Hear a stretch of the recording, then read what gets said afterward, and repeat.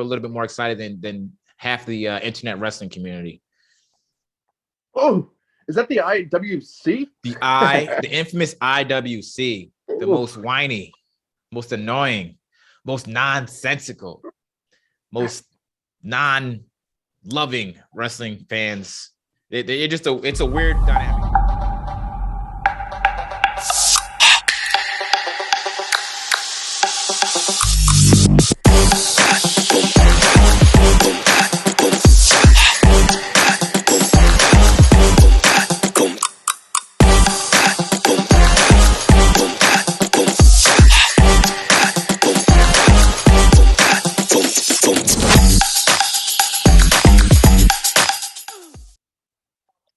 Welcome, ladies and gentlemen. This is the original OGs of the Wrestling Never Sleeps podcast. I'm here with the straight shoot in a suit, Adam Anthony James Martin, and of course, your boy, Jared Never Sleeps.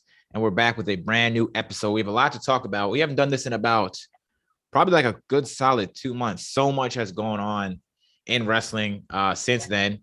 Where do we even begin to talk? By the way, Adam, welcome back to the show, man. We're back and we're in this, baby.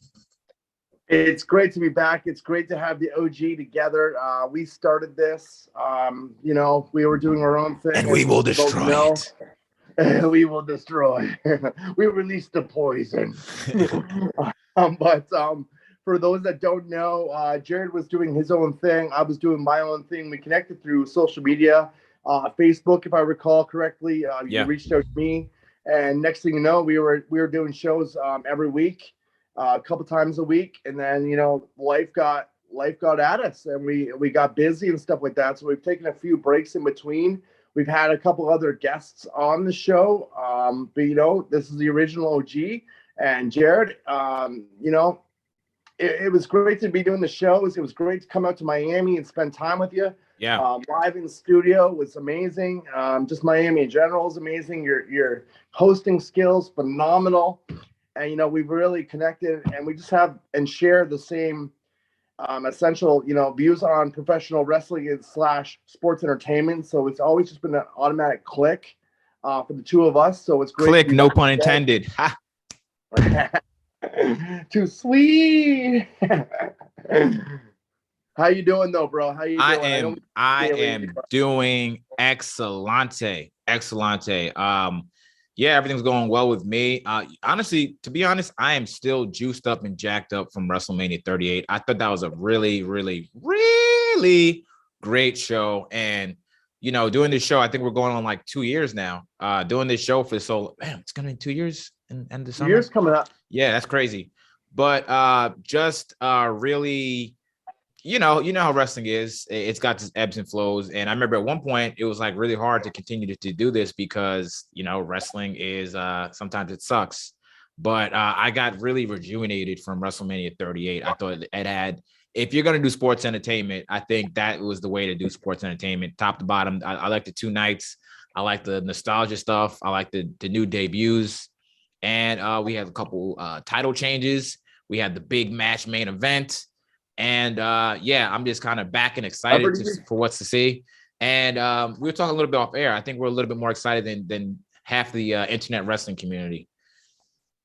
Oh, is that the IWC? The infamous IWC, the most whiny, most annoying, most nonsensical, most non-loving wrestling fans. It's a weird dynamic to have with wrestling. Everything is something to complain about.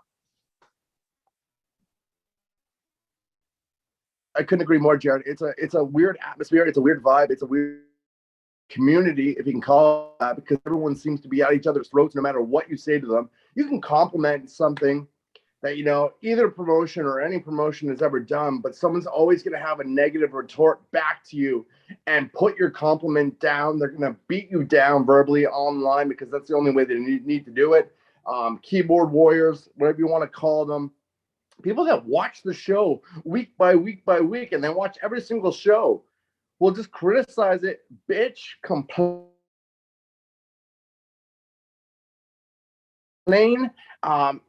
even though they're continuously watching. And that's That's one thing I don't understand about the IWC is are these people that spend their lives and donate their time, our precious time as human beings, because we're very limited on that, to professional wrestling / sports entertainment. And what do they do with that time? They watch the product continuously. But then 2 minutes later, after that product is finished or the show is finished, the first thing they'll do is go right to the internet. They'll go to their IWC following and they'll bitch and whine and complain like a non-behaved baby that's, trying to sleep throughout the night. It's just crazy to even think that there is a community such as this for something that apparently we all care about and are very passionate about. I don't understand it, Jared. Yeah, what's weird to me is like, for example, like, I mean, we all love the product, right? We all been watching this since we were kids, and it's weird. Like, you can't have a disagreement of opinion about a fake wrestling show without someone like personally attacking you. It's just so strange. Like, hey, I don't think Ricochet should be intercontinental champion. Well, you're a shithead. Like, wait, that has nothing to do with the. That's nothing to do with the argument. Like, can you explain your stance a little bit better instead of calling me a shithead? Like, it's just weird. It's a weird way to argue about something that's not even real. There's not even a kiss on the cheek first. There's not even a handshake. It's just you're a fuckhead. It's okay to agree and disagree, and not spew personal attacks. But I've seen a lot of people very much. Yeah, I've seen people very much split on this. For those who are just watching this. Sasha Banks and Naomi reportedly had walked out from Monday Night Raw. This was last Monday. So basically what happened was they were putting the match together early in the day. And the match called for Naomi to pin Sasha in the main event. So Naomi would go on and feud with Bianca Belair.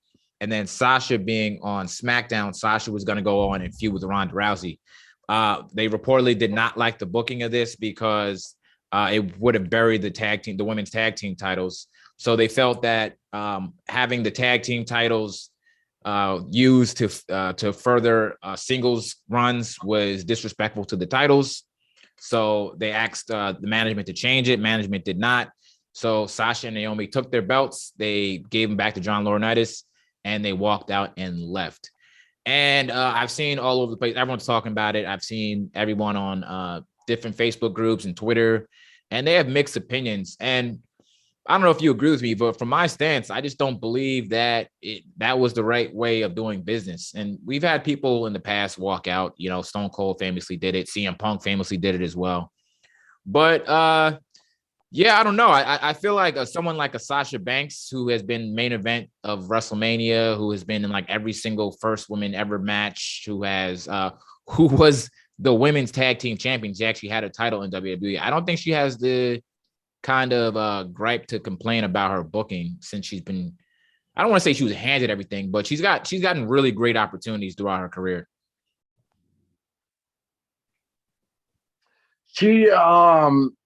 Her and Naomi, I'm not going to exclude Naomi in this because she was there as well. And they're current women's tag team champions. Well, not anymore. They're going to have new champions crowned because of the incident that happened. And their behavior, in my opinion, was totally unprofessional, unacceptable. And you don't bite the hand that feeds you. And that's exactly what WWE has done. That's what Vincent Kennedy McMahon has done for each and every superstar. Whether they feel or we feel that they've got the shit end of the stick, you're given an opportunity. Opportunities have come endless for someone like Sasha Banks. Without WWE, what would she be? She was Snoop Dogg's cousin, first cousin. But she'd be on Dark Elevation as like Mercedes something with Sonny Kiss's tag team partner or something. She'd be Chocolate Kiss and tag team. Yeah. Chocolate Kiss. Yeah. Something like this. But I agree with you, Jared. It's bullshit that, someone as professional as they feel that they should be, or in that position, someone that has been given the opportunities that they have been given throughout their whole entire WWE career, decides to bite the hand that feeds them. And that's all it comes down to. What is best for business? If you're looking at WWE as a company, as we both do, as a business, a growing company, huge conglomerate, a publicly traded company. Yeah. You can't blame the company in this situation. This is someone that feels entitlement This is someone that feels like they're above and beyond the brand that built them. And I totally disagree with that. You have to play ball. No matter where you are on the card, no matter what you're going to be doing, there's going to be a roller coaster ride throughout that whole entire career. And so far, she's been on the high end. Well, now it's her time to pass that torch on to someone else. She's supposed to be given an opportunity to, make someone else look better, put them over in per se or in retrospect. And you know what she did when that was up? That was an opportunity for her to pass the torch. She walked out on the company that, built her name, built her presence within sports entertainment, gave her all the opportunities. And I'm not just talking about Sasha. I'm talking about Naomi as well, because follow the leader. Let's not be foolish or naive about the situation. There was two people involved in this situation. Both were holding the 18 belts together, and they both decided to make a judgment call, a personal judgment call. I kind of feel it more. I mean, I don't know what happened. I wasn't in the room, but I feel like it was more Sasha. But Naomi is also guilty. She was there. Yeah, she was there. She was there. But yes, I think Sasha was the more vocal of the two. Again, we were both not in the room, but at the same time, it takes two to tango, and two of them decided to tango their asses off the show when they were already scheduled for a match, and it was announced that they were scheduled for a match later on that night during Raw. Yeah, I 100% agree with you, and I don't believe it's cool for any talent to ever walk out. I'll say it like this. Outside of health reasons, outside of something that's unethical, or outside of something that's degrading, then I'll maybe have more sympathy. Maybe I'll have more sympathy. Like, okay, if Punk, like he said, was actually sick and he was getting like just kind of treated for like, they kept on, giving him medicine so he wouldn't, die or whatever. Okay, I can see why he walked out, because he was actually unhealthy. But with this specific walkout with Naomi and Sasha, I mean, if they're complaining about booking, all right, look at people who have to show up. Like, look at Dana Brooke. Look at Tozawa. Look at Tamina. Look at Ricochet, who didn't even have a match for WrestleMania. Look at Finn Balor, who didn't have a match for WrestleMania when he was the United States champion, when he's famous all over the world. Look at Pete Dunne. Look at these guys. He changed his name to Butch, and they gave him this stupid outfit and stuff. Madcap Moss. So this is not saying that, hey, WWE's booking is phenomenal, because a lot of times it just isn't. It's just that you have to go ahead and play the character that they give you. That's what you're signing up for. That's what you're doing. They didn't ask him to do anything that's crazy. They just said that, hey, look, we are going to use you guys to help. We can help us get these other two talents over. And ultimately, when you get those two talents over, then there's more visibility to the women's division, because you can use Ronda Rousey's name. She's not great in the ring, but you can use her name to get more eyeballs on the product. So if Sasha Banks is in a match with Ronda Rousey, now more people know who Sasha Banks is, So, and the other thing I think of is, let's go back to, what is it? Survivor Series 2018. I just your general fan base. We get to watch. Yeah, right. So let's go back to, I think it was Survivor Series 2018. Becky Lynch was floundering. There was no direction for Becky Lynch. And then lightning in a bottle just struck, and she got hit by Nia Jax. And then she went from being a nobody to the biggest star, arguably, in the company. I say that to say is that sometimes it's just really about showing up for the opportunity, waiting your turn, and then killing it when it is your opportunity. So Sasha Banks and Naomi might have not liked the booking currently, but who knows what's going to happen 3 months from now, 6 months from now, 12 months from now, and now, since they pissed the wrong people off, now all those things are going to get taken from them. And ultimately what's probably going to happen is if they do ever get back, they're going to get punished, as you see them getting punished now. So it's just like, to me, it was just really, and this is no praise of WWE. I know people are going to be like, oh, you guys are WWE drones. It's like, no, if you take a job and your job is to play a certain character, your job is to play a certain character, as long as it's not degrading, unethical, or it's going to make you hurt yourself. I'd say the same thing about anyone in another brand as well. If you're working for a different company and the promoter said, hey, listen, we're going to have you, job to so-and-so, because we want to help them get over and build better business for the future, which gives you a future top-notch, legitimate opponent potentially down the road. You do the job. That's what you're there for. You work for that company. You're not yeah, they're independent contractors, but at the same time, you're under contract with a brand name. That brand They know name, exactly what they're signing up for. Like we that can brand name go with has this been independent well contractor known. stuff. They know exactly what they're signing up for. That brand name makes you. WWE Yeah. makes mega stars. You know, that's fact. And they made someone like Sasha Banks a somebody. They made someone like Trinity Fatu or Naomi a somebody. You know, they've taken anybody and everybody under their wing.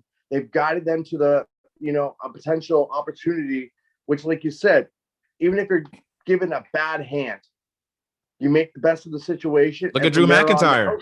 Drew McIntyre was in 3-man bands. He got a really bad hand. He got fired, came back, and now he's Drew McIntyre.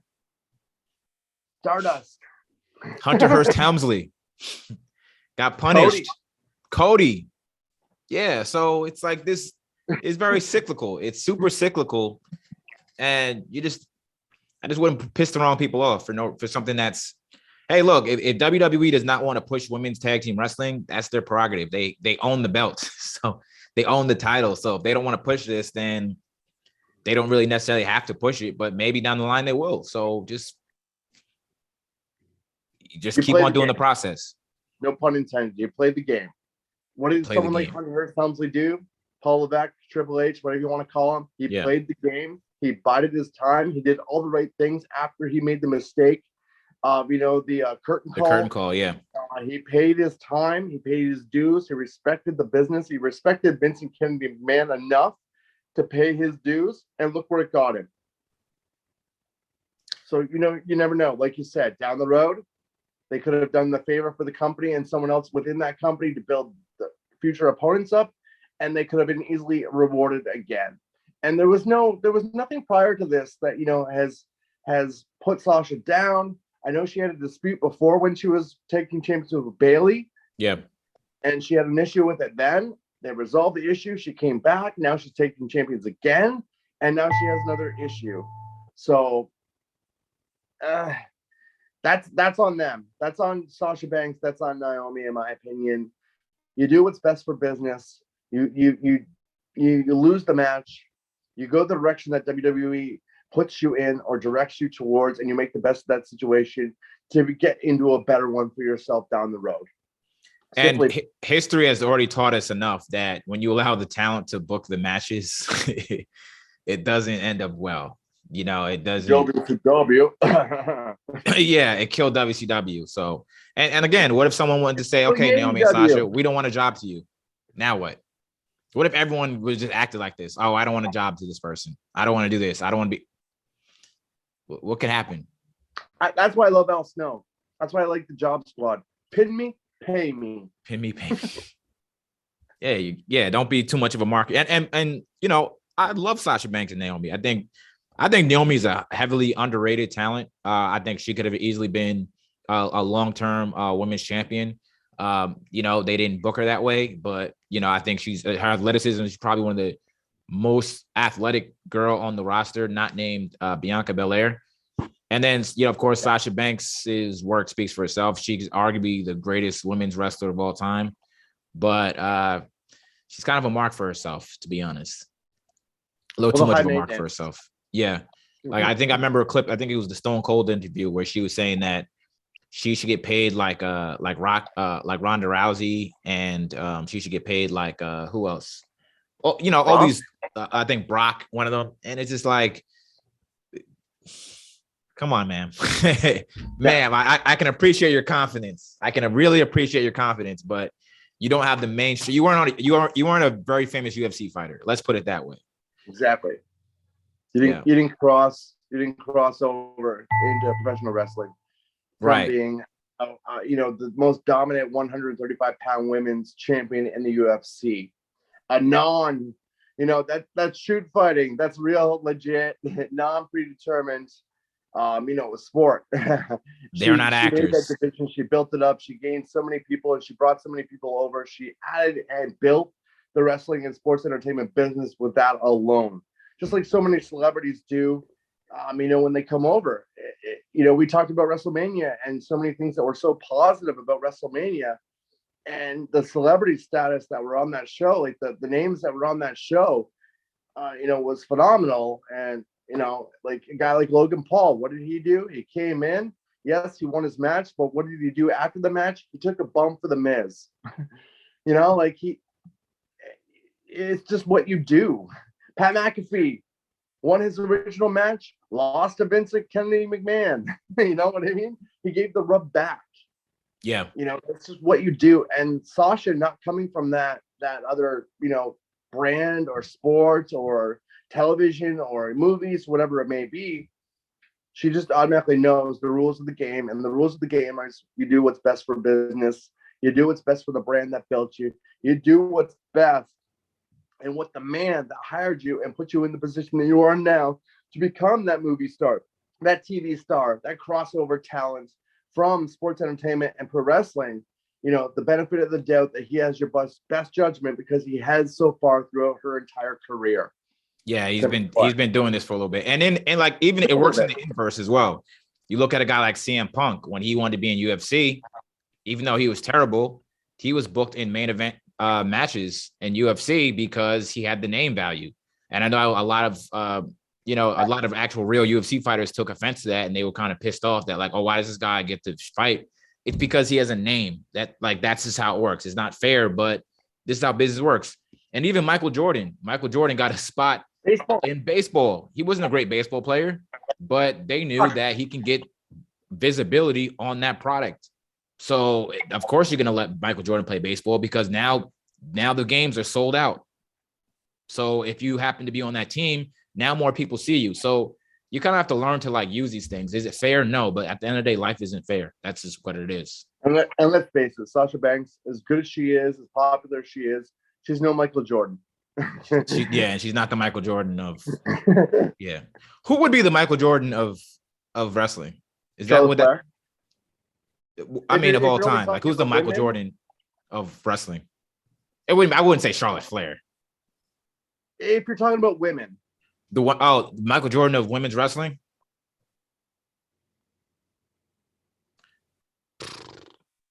Of women's wrestling, not Sunny. It's not Sunny. The Michael Jordan of women's wrestling. I mean, okay. To be fair, if someone was to say Sasha, I could see where they're coming from. I can't because that's a small niche. Like if Michael Jordan wrestling, I might say like Rock or Steve Austin or something like that, or Hogan or probably Rock, but yeah, The Rock. But of women's wrestling, Charlotte is. Do you think Charlotte Flair is better than Sasha Banks? Yeah. Yes. What makes you say that? Her in-ring ability, the way that she tells a story in the ring. She comes to do business. She's done everything that WWE's asked her of. She has solidified, not only a huge part of the women's division that we currently watch now in WWE, but she stamped her related or the blood. We're not going to disregard that as well. But she's just, in my opinion, the best of the best when it comes to current day modern women's wrestlers and talent in the ring. But I also feel like Charlotte gets kind of like better booking than everybody else too. Like, I mean, she definitely backs it up every time. She does back it up, but she definitely gets the advantage of way better booking than everyone else. She's done jobs. She's been put in situations that a lot of people didn't disagree with. She jobbed around Rousey. She just jobbed around Rousey. Exactly. No problem. Yeah.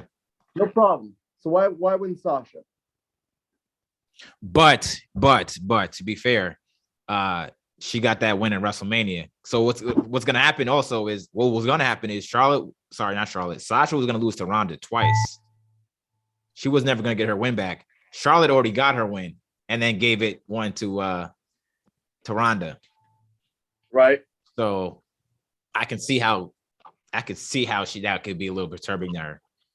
Look at Bret. Look at Bret Hart. Yeah. Look at that whole situation. Yeah. He was going to job to Shawn, which he did at WrestleMania, the Iron Man match. Yeah. He was supposed to get his win back, never did because Shawn faked an injury. Yep. Let's face it, he faked an injury. Bret then lost in Montreal, even though that was the screw job.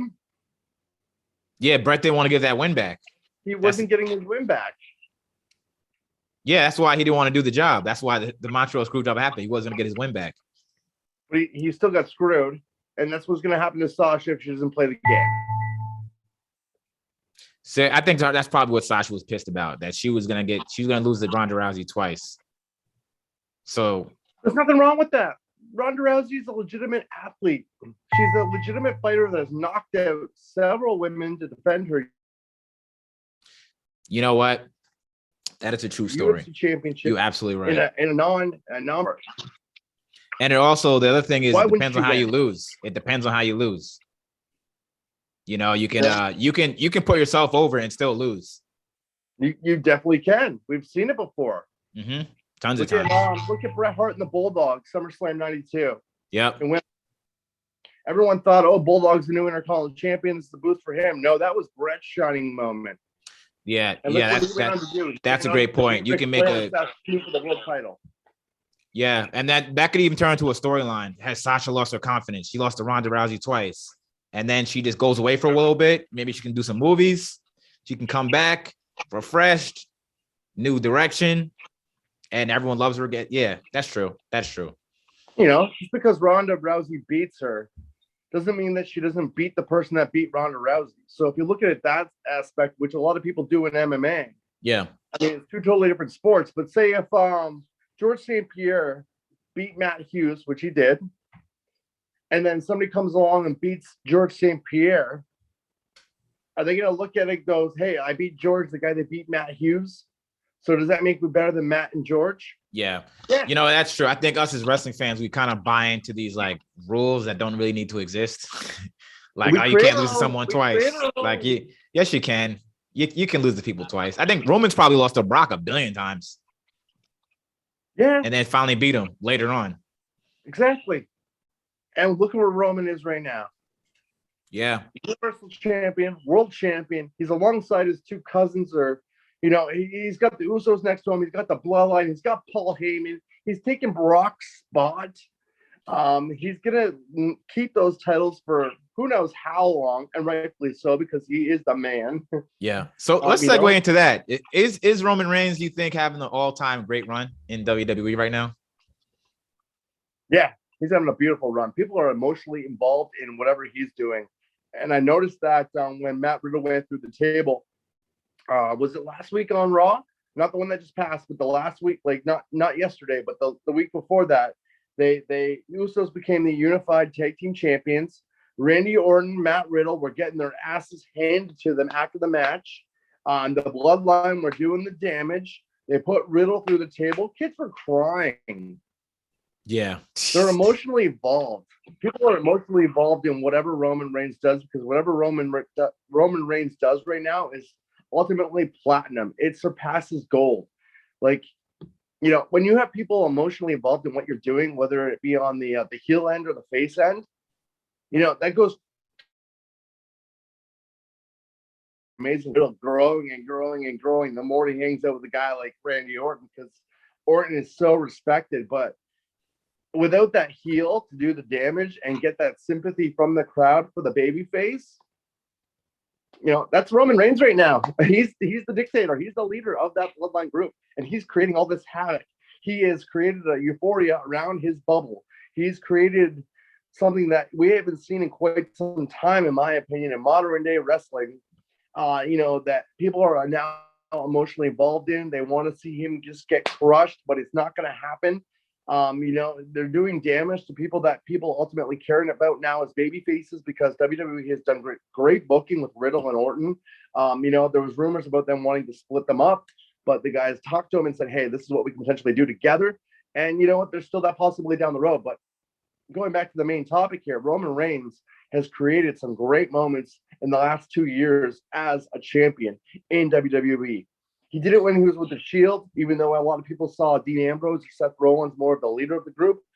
Roman just kind of stood quietly in the background and waited for his turn. He got his opportunity, and now look at him.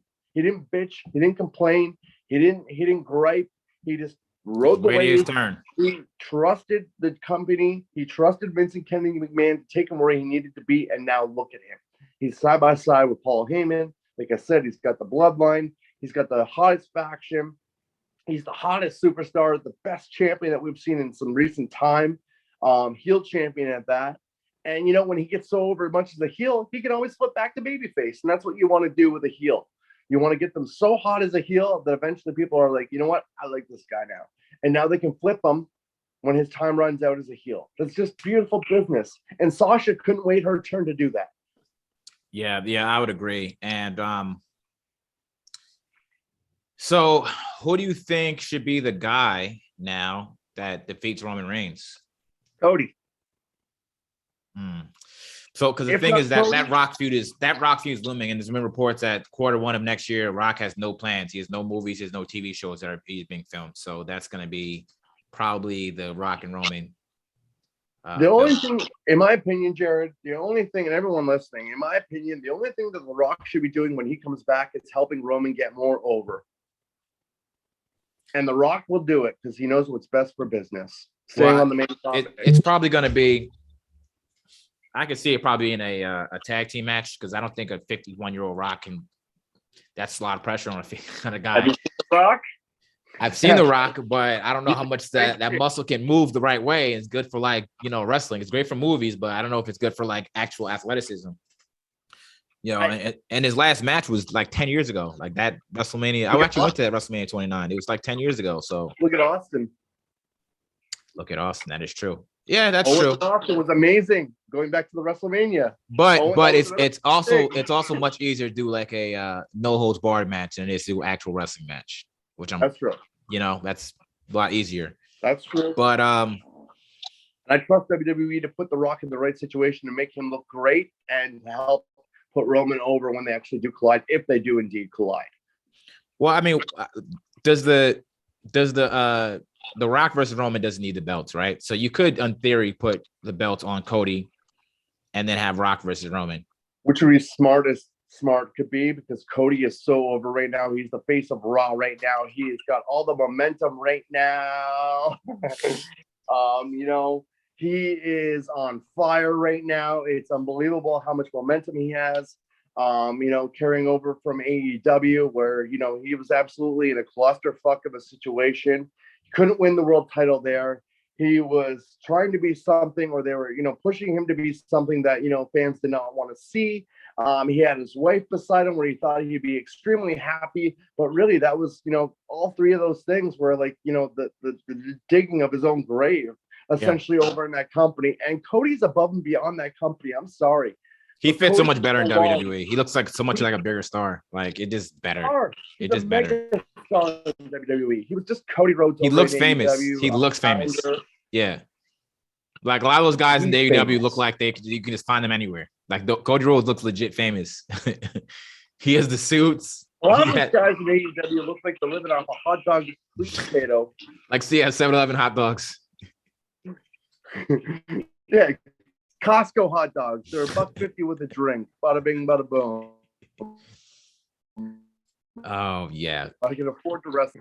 But we know the guys over at AEW will get paid triple the amount of their own value. So that's a different topic altogether. But the guy that beat Roman, like I said, Cody would be absolutely a phenomenal guy to do that. He'd be the right guy to do that. I think it's the right time for him. He's so red hot right now.